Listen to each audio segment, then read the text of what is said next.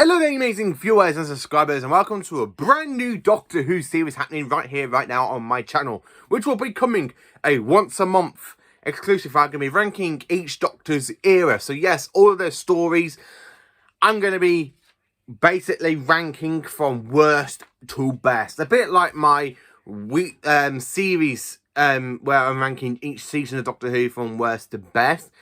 I'm going to be doing this for each of the Doctor's eras because some stories are definitely masterpieces, some stories are not as good, some stories are basically the weakest link of the series. So, yeah, so for episode 1, it is, of course, ranking the 11th Doctor's era, Matt Smith, from 2010 to 2013. So there will be no pictures coming up because this will be a pretty long video and I really don't have the time to edit it all out. I'm sorry to say that. So let's dive into ranking this video.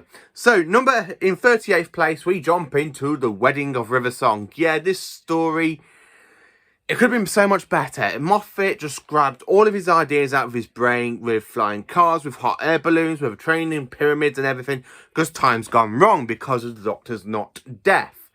Yeah, this episode basically just falls apart from the word get-go. From the word go, it basically just falls apart. And it's not a really great episode. I mean, the only good thing about this episode I really enjoy is where he takes off his monk outfit and goes, the Tesseract, a doctor in a doctor's suit. I knew I had to die for the occasion, so I dressed for it. I barely got singed in that boat. And I really do like the way he's there talking, and Doreen goes, on the fall of the 11th, and the question you've been running from all your life, Doctor Who. Doctor Who. So yeah, I really do enjoy that bit, but the rest of the episode is not that good. In 37th place, we go into the Doctor, the Widow, and the Wardrobe. Yeah, this is the 2011 Christmas special. The more I'm going to say about this one is the less.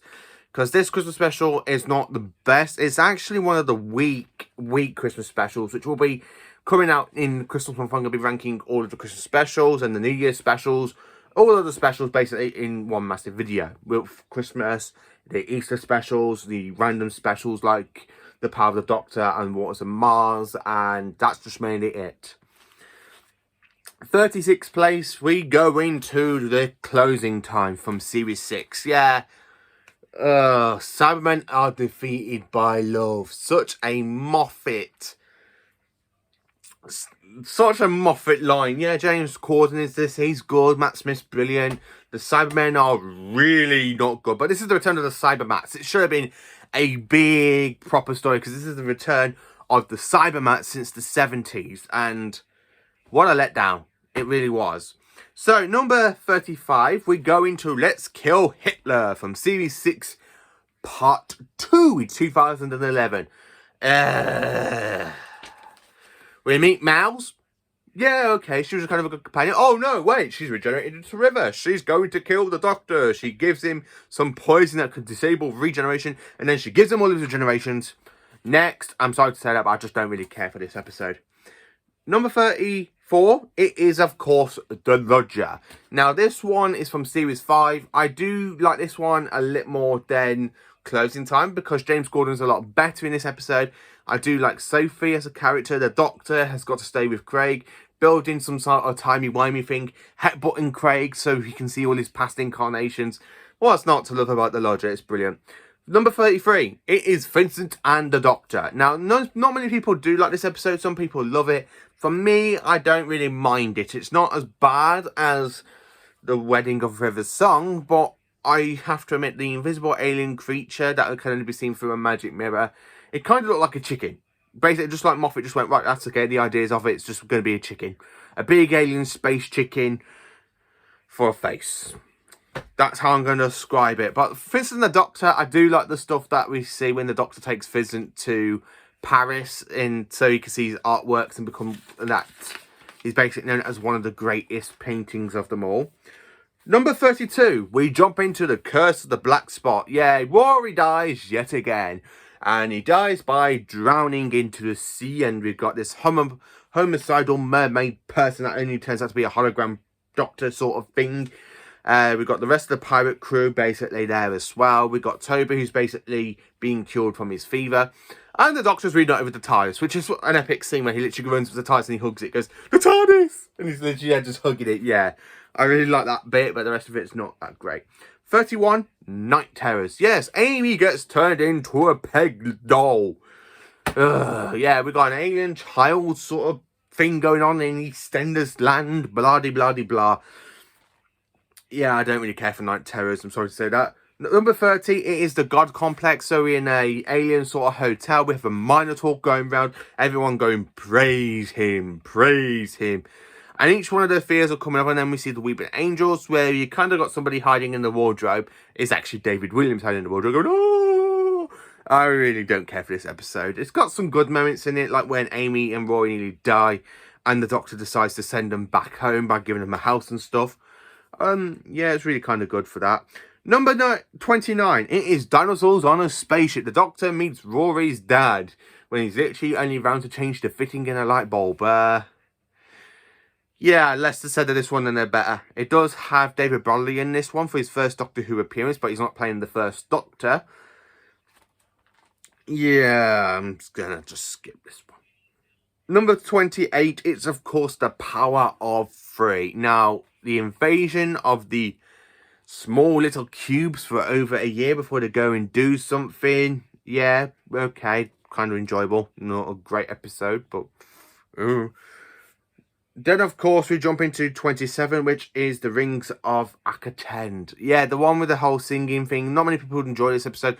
I enjoy it for all the callbacks from the Doctor's there with this kind of alien god sort of thing when it connects up to the Doctor and the Doctor's there throwing everything that we know that we've seen on screen from the past 50 odd years of the show, where he goes, I walked in universes, the laws of physics were devised by the mind of a madman, and I watched universes freeze and creations burn. I have seen things you wouldn't believe. I have lost things you will never understand, and I know things, secrets that must never be spoken. So come on then. Yeah, I do enjoy that episode for that speech, but the rest of it's just like drivel a little bit.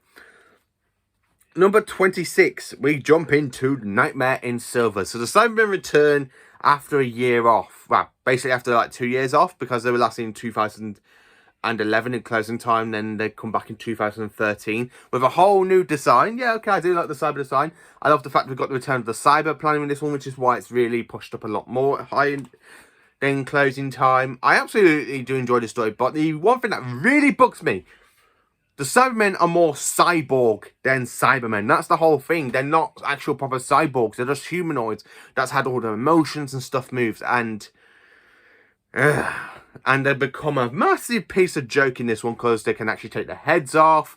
They can speed run. They can just upgrade when they hit water, electricity. Yeah, not a good Cybermen story, but I enjoy it for the design and stuff. I really think they got a lot better in the Moffat era than they were portrayed in this era, in this episode. Number 25, it is The Angels Take Manhattan. Yeah, I know, we've finished the episode. Yeah, you can actually have a go at me for it being 25 plays. I do enjoy Angels Take Manhattan. I like the music that Murray Gold does. I do like the fact this is Amy and Rory's last episode and they get set back in time to 1939. The rest of it, it's just a bit like a cat and mouse chase, really. It's just so Amy and Rory can go. And it's just like, oh no, we've got to go to New York 2012. Oh no, wait, we've got to go back in time. Oh, we can't do that because there's paradox machine going on. So, okay, the TARDIS just bounces off, gets there, damages. The Doctor basically does the Doctor and he's telling Amy and Rory, what the hell are you doing when they're about to jump off the building? Yeah, not a great episode. I really think the Weeping Angels are very, very not as good as they should have been. And of course, what is the whole thing with the Statue of Liberty as a Weeping Angel? Oh my god, Moffat, you just really do burn out.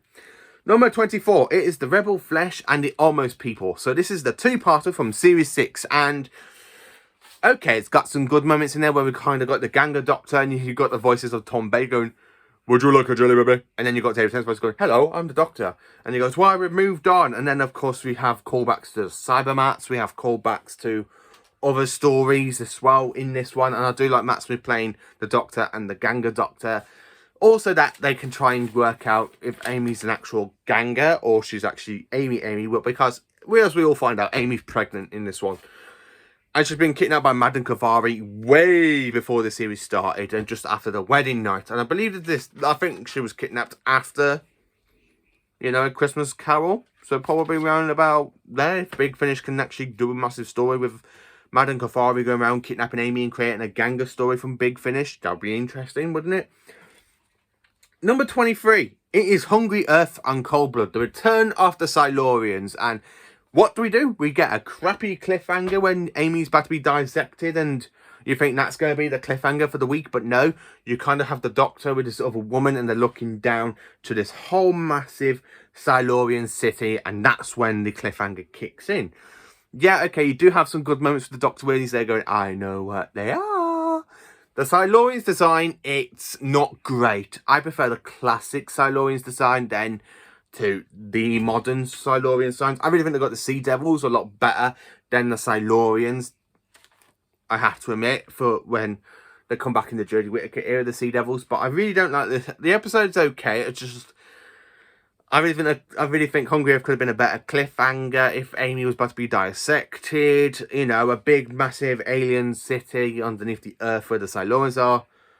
Not really interesting. Not really great, Yeah, okay, the Doctor does try and make peace with them, and it goes completely wrong when that stupid woman literally just goes around going, I'm going to kill one of them because they've just poisoned my dad. Yeah, and the more I talk about this episode, the less. Number 23, Journey to the Centre of the TARDIS. Yeah, okay, we get some good stuff. We see a swimming pool in the TARDIS. We see the library. We see some fantastic bits and callbacks to previous Doctor Who stories, like McCoy's umbrella from Doubter and the Bowerman and some other stuff. And, of course, a big, massive book of the Time War that the Doctor's basically written, calling The Last Great Time War, and find out what the Doctor did. But Journey to the Centre of the TARDIS, it's not as great as it could have been. I mean, yeah, okay. They do revert time and everything goes back to normal, but what the hell did they do to the Eye of Harmony? What the flipping hell did they do to the Eye of Harmony? I mean, the Eye of Harmony in the TV movie was a lot better than what we see, this great big bowl of electricity stuff going on, people being melted into people. Yeah, I'm just going to pull off this episode while I can. 21. Amy's Choice. Yeah, this one's kind of okay. It's not brilliant, and I do like the Dream Lord. The Dream Lord's a good possibility. I would be happy if he could return at some point. I do like the Dream Lord. Number 20, The Bowels of St. John. The Return of the Great Intelligence is feasting people off the internet. Yeah, you press this wrong Wi-Fi, and your whole body, literally everything happens to you. Your body's basically dead, but you're being uploaded to be eaten by the Great Intelligence, so he can grow his massive power, so he can actually come across the Doctor later on in Series 7. Yeah, I do like this story a little bit, not as much. I love the quadricycle bit as well, when he goes, oh yeah, I found a disassembled quadricycle in your garage. She goes, I don't think you did. I invented a quadricycle. I really do like that episode in Bowels of St. John for Series 7, but not as much as some other stories for the Matt Smith era. Number 19, A Town Called Mercy. We got the Gunslinger. We basically have Dr. Jax in this one as well, and the Doctor does lose his temper to try and get Jax basically killed, where the sheriff basically sacrifices his own life when the Gunslinger shoots him. The rest of the episode's kind of a hit and miss. It's good, not as good as it I think could have been, but I do have to admit the Gunslinger is a lot better. Number 18, The Time of the Doctor. Yeah, Matt Smith's final, and the reason it's been so put down really low, even though it's a brilliant finale, it's because of the whole thing with the Timeless Children, with the Doctor getting extra regenerations. It really just pans that out for me and everything else. But scratching that aside, we have some great callbacks and monsters that we don't really see on screen, but we kind of get to hear mentions of them. We see some of the spaceships. I do like the church Penful Menfe, and the Doctor, he goes, Kia, you got to put this on, why? You can't go to church with your clothes on. It's a hologram. And she goes, I feel naked. He goes, I know, relaxing, isn't it? I really do like Matt Smith's role as the 11th Doctor in this episode. I really do like the fact we kind of see the 11th Doctor age quite a lot, and then he's about to die and he gets the whole regeneration cycle. And of course, he does revert back to his younger self, and by a slip of the fingers, he regenerates into Capaldi. But the episode itself, it's brilliant. I love the fact the Daleks are the only ones that are still standing at the end of the whole siege of Trenzalore, where everybody else is probably left. Like the Daleks have left, like the Cybermen have left, the Centaurians have left. It's basically just the Daleks. And the Doctor does use his regeneration cycle to basically blow up the Daleks. I really do enjoy the time of the Doctor for that. It's brilliant, but I really think that the Timeless Children just kind of ruin it a little bit for me. Number 17, the base below. The one where the Doctor has a meltdown at the end and says, "Nobody human gets to speak to me today." Yeah, I do like the Beast Below. It's a good episode. I really don't care for the beginning part where she goes, "My name is Amy Pond. I ran away with my imaginary friend." It's like, yeah, we know that. We've just seen the first episode, so we don't really care for this bit. But when it gets proper into it, the Star Whale and Queen Elizabeth X, basically in this one, and the Smilers, yeah, it's a pretty much enjoyable story, and I do enjoy it.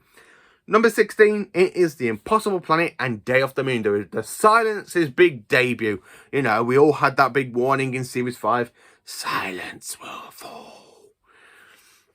I do like the Silence. They kind of remind me a bit of Salamander, if you watch the horror film, you know, with the look, and of course the Screamer as well, that painting. But I really do like the way how the Silence are basically just like, how can I actually put this in a nice way? Where 1 minute you see them and then the next you can forget about them, then you see them again. I do love the fact the Doctor's there pretending to be put in prison, so Captain Dalloway III and Amy, Rory and River can do what they need to do to stop the invasion. And the 11th Doctor is more amazing in this two-part, and I love. So number 15, it is the Crimson Horror. So the Doctor and Clara are in Victorian Westerford. Is it Westerford? Yorkshire. Sorry, Victorian Yorkshire, not Victorian London, like we do see in The Snowmen. And I do like Miss Galliflower. She's a really great villain. I love the way how she's there, like, being all funny, and the Doctor goes, "I'm the Doctor and you're nuts and I'm going to stop you." And I do like the way that, and to actually find out that she's been abusing her own daughter, taking her eyesight, experimenting on her own daughter for the course of Mr. Sweet's basically outer space poison. Yeah, I don't really care for that bit, but Strax is more funny in this one, where he comes screaming through, going, "Doctor!" And he's like, "Have you been eating Miss Jenny's sweets again?" "No. But, madam, I'm going to pray with my grenades." I really do enjoy Strax in this episode. I love the way how Strax is, like the way he loses his way to Sweetsville and he goes, "Horse, you have failed in your mission. I have to kill you, and I'm not even hungry." I really do love Strax. He's a brilliant character. I do enjoy Strax in this episode. Like the way how he managed to climb up the actual chimney where the rocket is, and Miss Galliflower's there, and he goes, "Put down your weapon, you human female." I really do like Strax. I just absolutely do love this episode. It's brilliant. Number 14, it's Hyde. I do enjoy Hyde. It's a brilliant episode. It's a brilliant kind of like story to watch around about Halloween time as well, and I do enjoy it. Like the way the Doctor goes, "Who you gonna call?" And Clarence just goes, "Ghostbusters." And the Doctor's just like, yeah. I really do like the way how basically he's being chased, and he literally has that line go, "I am the Doctor and I am afraid." It's not really something you get to hear from the Doctor a lot, that he's actually afraid, and the story just pan out, and I do enjoy the story. Number 13, it is, of course, Vampires in Venice. Vampires of Venice. I do like this story. It's brilliant. The Doctor basically pops out a cake at Rory's stag. He goes, "Rory, we need a word of your fiancée. She tried to kiss me." I really do like the Doctor. And he goes, "Actually, when you say something in your head and it just comes out." I do like Vampires of Venice, and I do like the way how the Doctor basically gets carried away with Amy, and they're literally just there shaking, and he goes, "Vampires in Venice." Oh, I really do like the 11th Doctor in this episode. It's brilliant. I absolutely do love it. And the way when he comes across the fishy alien queen, and he's there talking, saying, "I'm a Time Lord. You're a great big fish. Imagine the children." I do like that line, I have to admit. So number 12, it is Cold War, the return of the Ice Warriors. And it's brilliant. I absolutely do love this episode. I love the fact we are in an underground submarine. That the fact it's been damaged when the ice wave basically breaks out and the TARDIS basically vanishes because the Doctor has reset the HADS, and of course he does find out it's located in the pole. Ah, not far to walk then. He went, the South Pole. And she went, ah. And I like how he goes to the crew of the submarine going, can we have a lift? And the way they're laughing, he goes, like that. And then I love the salt, that little thing he does to the Ice Warriors spaceship when they leave. I do enjoy that bit. Number 11, it is the Doctor's wife. So the TARDIS has been put into a human body by an alien entity called House. Yes, I know. House fixes you when you break. But how does he fix you? I mean, you've got 2 left eyes, your feet don't imagine. How's the dancing? I really do like the 11th Doctor in this episode because he really shows off his anger. And I do like the way House is there. Fear me, I've killed hundreds of Time Lords. And the Doctor just goes, fear me, I kill them all. I really do enjoy that moment for the 11th Doctor. It's one of the dark moments that just really makes me enjoy his Doctor a lot more than the 10th incarnation. I'm sorry to say that. Number 10, Asylum of the Daleks. Now, the only reason this is in number 10 for me, and this is in the top 10, is because classic Daleks designs return. Yeah, the classic Daleks do save this episode for me. I don't care what other people say about it. For me, the classic Daleks save this episode, which makes it into my number 10th episode for the Matt Smith era, because it's got the return of the Special Weapons Dalek from Remembrance of the Daleks. The Special Weapons Dalek, it's my favourite design of the Daleks. I just absolutely love keep rewatching Remembrance of the Daleks for it in part 4. And the fact that it literally comes in for a little cameo, it's brilliant. I absolutely love it. Plus, we have the return of the 60s and 70s Daleks.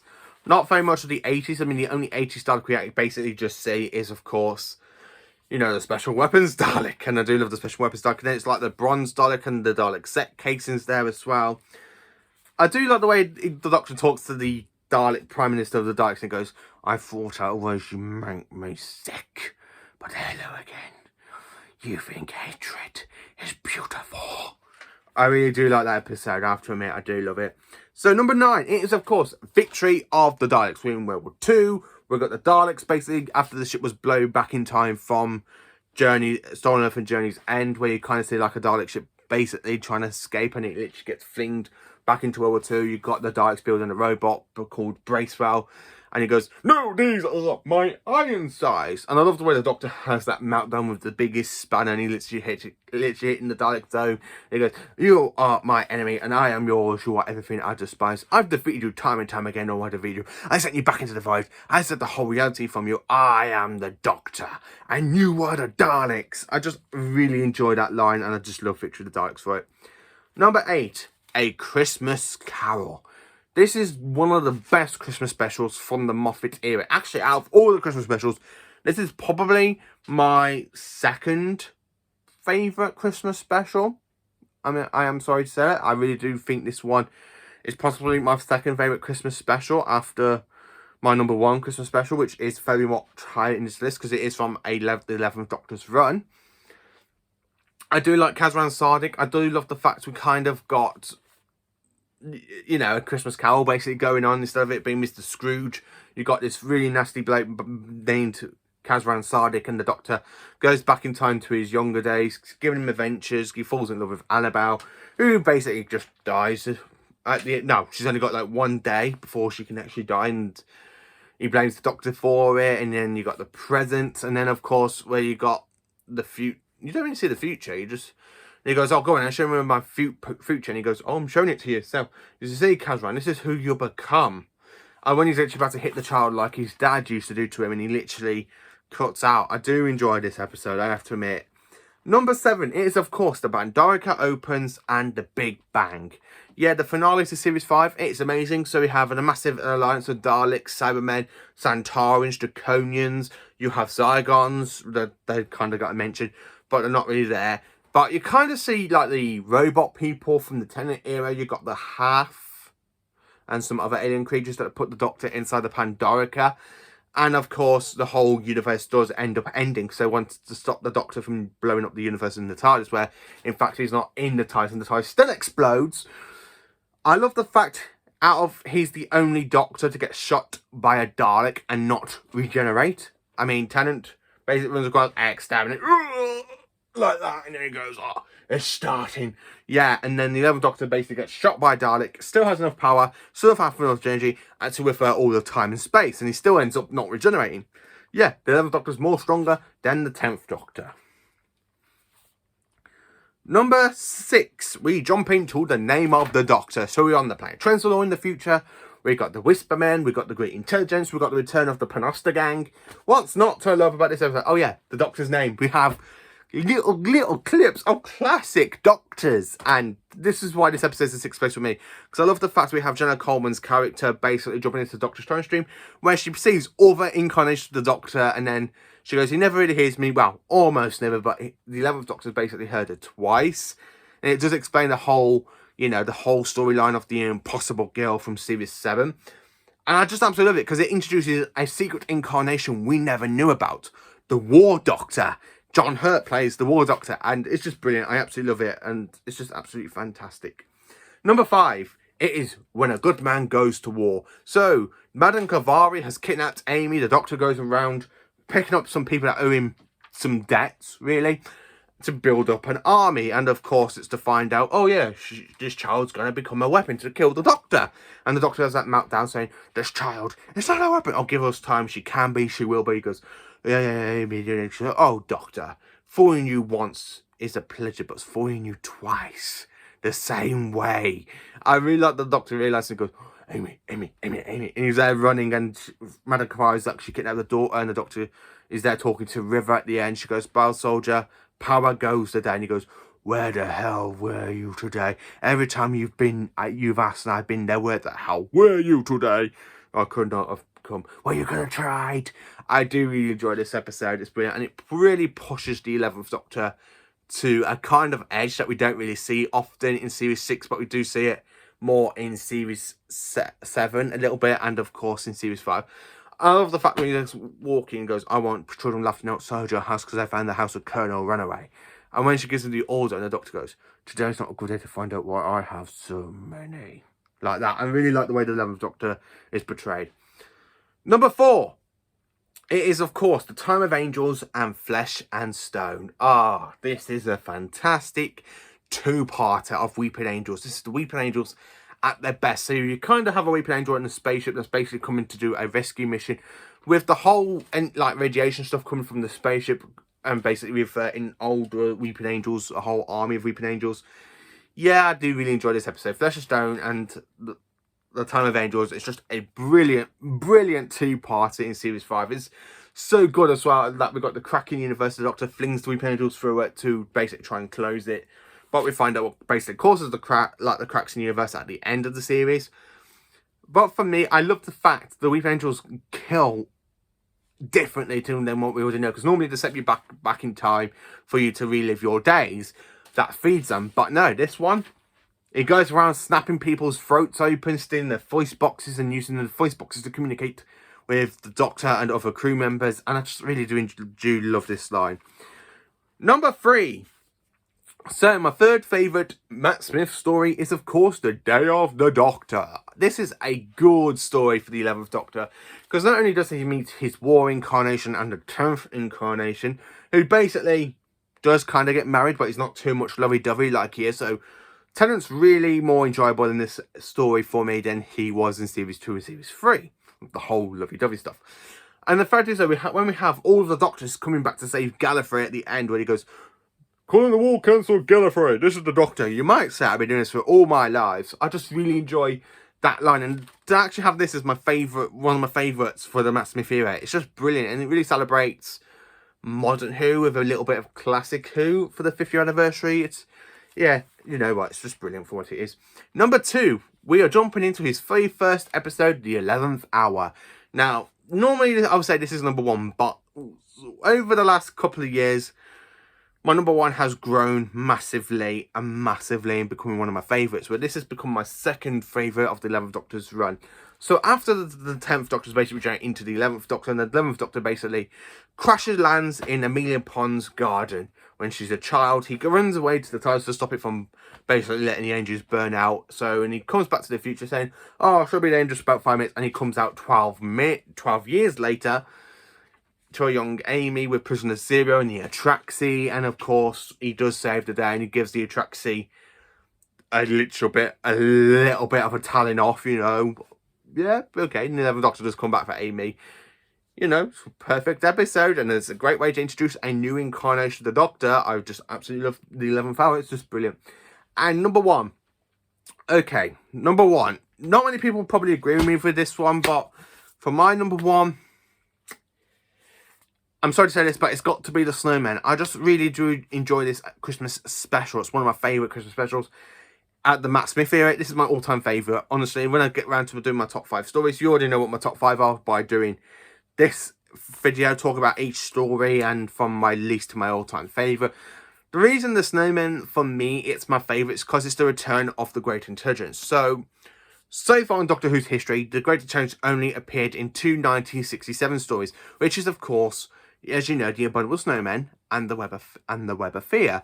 And of course, this really does play into the whole bit of the Great Intelligence timeline. So now it goes from The Abominable Snowman with the 2nd Doctor down to the Snowman, then, you know, then straight into Web of Fear, and then right at the end, you know, you can literally push over to the Bells of St. John and then to the name of the Doctor for the Great Intelligence. So really, the Great Intelligence has battled against the 2nd incarnation and the 11th incarnation of the Doctor, and it's just so great when you can actually watch it in that order. So lately I literally watched The Abominable Snowman, then you go and watch the Snowman, then of course you can go and watch The Web of Fear, then the Bells of St. John, and then the name of the Doctor. 3 11th Doctor stories and 2 2nd Doctor stories for the Great Intelligence, and it is amazing. I do love this one.